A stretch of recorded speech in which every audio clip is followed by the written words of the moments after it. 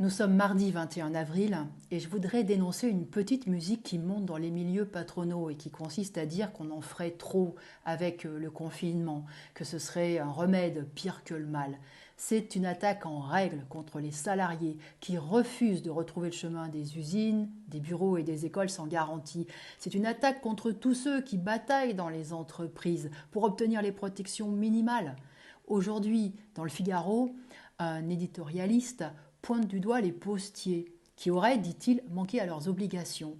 Il dénonce les salariés d'Amazon qui ont fait fermer avec la justice les entrepôts et les accuse, je le cite encore, de ne pas se soucier des PME qui risqueraient de faire faillite. Et puis il conclut son article en écrivant « Heureusement pour les malades, les soignants n'ont pas eux aussi invoqué leur droit au confinement. » Alors, vous avez compris, ce monsieur accuse les travailleurs des futures faillites, il les culpabilise et puis il cherche à diviser le monde du travail en opposant les soignants aux salariés confinés.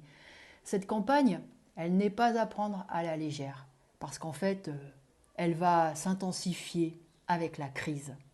Alors je voudrais insister sur une chose.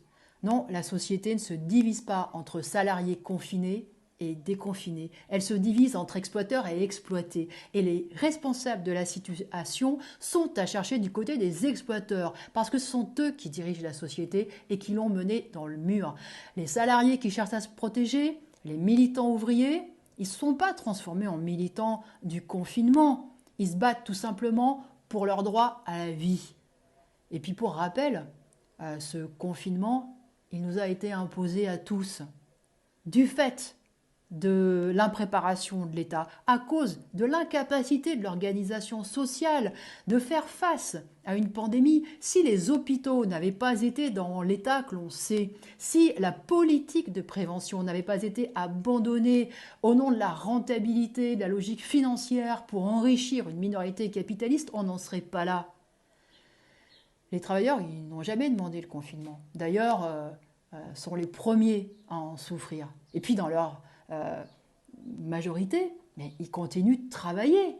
Ce sont eux qui sont dans les supermarchés, ce sont eux qui font tourner l'industrie agroalimentaire, ce sont eux qui font rouler les bus. Eh bien, tout simplement, ils n'ont pas à travailler avec la peur au ventre. Et ils n'ont pas à travailler au péril de leur vie. Et puis, c'est une question de santé publique.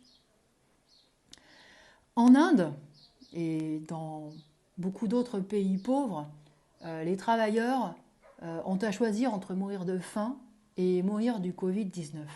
Mais en France, dans un pays riche comme la France, où on distribue encore aujourd'hui en pleine épidémie des milliards de dividendes, on veut nous faire croire qu'il faudrait choisir entre mourir au chômage et mourir du Covid. Tout ça, c'est un chantage qu'il faut combattre. C'est sûr que la bourgeoisie, ses porte-paroles, considèrent que les travailleurs, ils sont faits pour trimer. Ils considèrent que les travailleurs ne sont rien de plus que de la chair à profit. Eh bien, le monde d'après, oui, il va falloir se battre pour le construire. Eh bien, il y a une chose certaine, c'est qu'il va falloir se battre contre eux.